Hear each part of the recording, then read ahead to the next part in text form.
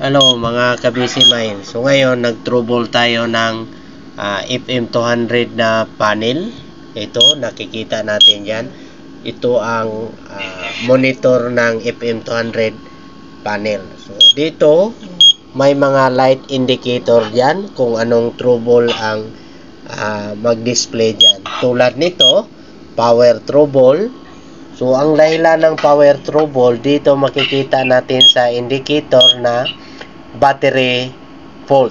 So ibig sabihin ang problema sa panel na ito ay walang battery. So dito kapag nalagyan na natin ng battery 24 volts series, yung battery fault na ilaw diyan mawala na yan, at saka power trouble, pati itong general trouble.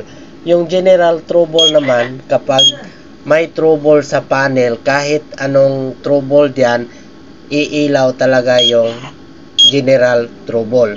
So kapag normal ang panel, power on, yan lang ang iilaw, at saka itong system mode.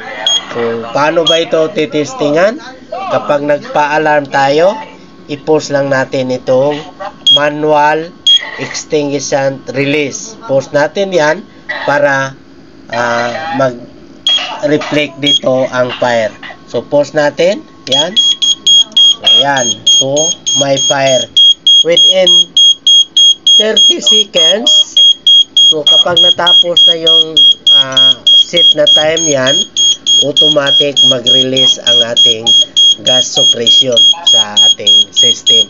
So ganyan ang gamit ng FM200 na panel. Okay? Kung may idea din kayo sa mga fire alarm system sa FM200 gas suppression, paki-share naman sa comment section. Okay? Bye bye mga kabisi mine.